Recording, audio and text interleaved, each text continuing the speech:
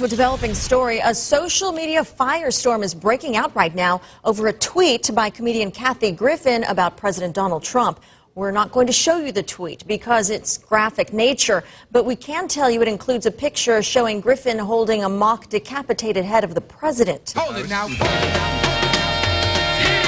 Now, what we're going to show you is disturbing, so if there's kids in the room, tell them to go get you a beer. Here's Griffin in a photo shoot holding a mock decapitated head of President Trump. I'm glad we put mock in there. It's not his real head. There's also behind-the-scenes video. Tyler and I are not afraid to do images that make noise. But first, I'm an artist. Like the hair better before or after? With all the blood? So should it be more straight on like that? Nope, I'm seeing this side. More... Right like that. There you go. Okay. Just like that. You got it. We're going to go to... We have to move to Mexico today. Because we're going to get federal president. Yeah. Call your dad. Apologize. But let's new me and Daryl just go to Mexico today. Because we're not surviving this. Okay? So brave, so edgy. It's all contrived. You think so? Yeah. Yeah. I think it's, because if you, in there, sorry, I just jumped in there. That's all right. In the monologue, you showed the video behind the scenes where she's talking to the photographer. She's saying, call your dad, tell him that we're not going to survive this. Right. So the whole thing is manufactured. Free speech does not mean that it's free of consequences. Right. And she said, I'm going to stand by my art. But she's not. She's a total wimp. What she actually wanted was to get this picture on there, to have the shock value, create the firestorm, and then be able to do the apology so that she can get a ton of attention. Like, everything's become so toxic. And we just need to reel it back in a little bit and just calm down with like the violent rhetoric, the violent imagery, you know, inciting people. It's just not a good idea.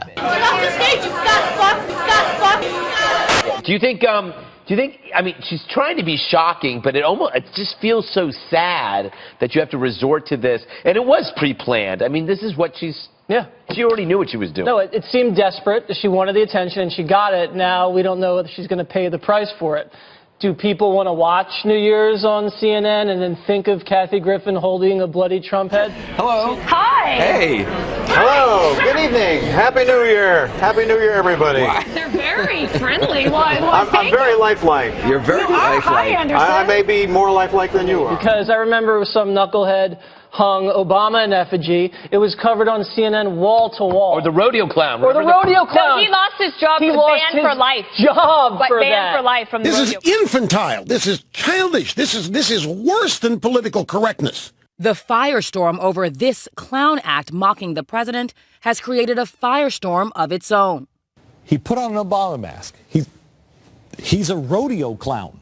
Conservative commentators like Rush Limbaugh and Glenn Beck are defending the act that caused an uproar with moments like this. President Obama. Hey, I know I'm a clown. He just run around acting like one, doesn't know he is one. And this. As soon as this bull comes out, Mama, don't you move. He's going to get. The Missouri State Fair has banned performer Tuffy Gessling for life. That's the man whose voice you hear in the clip. The man in the Obama mask hasn't been publicly identified. Imagine how CNN would react if it were President Obama or Hillary Clinton. And I want to warn you out there, especially if you have kids, you might find what we're about to show you a little bit graphic. It's not an actual photograph, but let's show it to you now. It's a depiction of comedian Kathy Griffin, who does work for CNN on New Year's Eve. She's pictured in this new photo shoot holding a bloody Donald Trump head. It's pretty disgusting, and I can't imagine how anybody would think that's appropriate. But Donald Trump Jr. is out there saying this is now considered to be acceptable discourse by the left, Molly.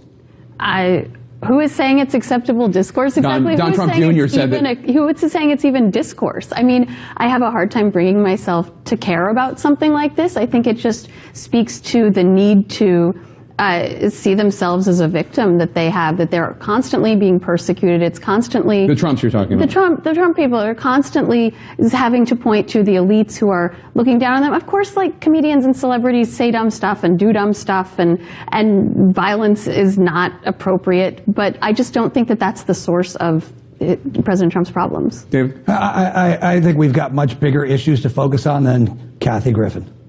Jen, do you want to weigh in at all? Agreed with David.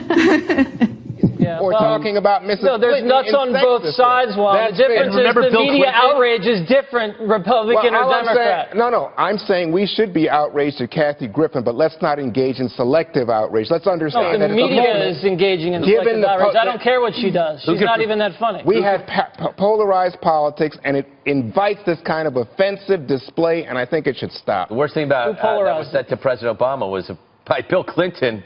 Remember that? Oh, yeah. A couple years ago, that guy would be getting me coffee. Bill Clinton shockingly said about President Barack Obama that a few years ago, this guy would have been getting us coffee. That's what he said.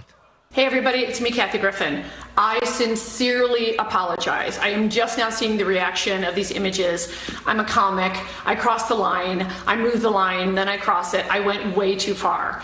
The image is too disturbing. I understand how it offends people. It wasn't funny. I get it.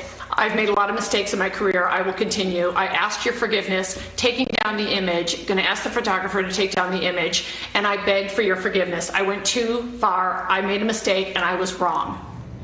Well, I find the apology a lot more upsetting than the original image. And Very I think off-putting. and I think the question is that going to be enough?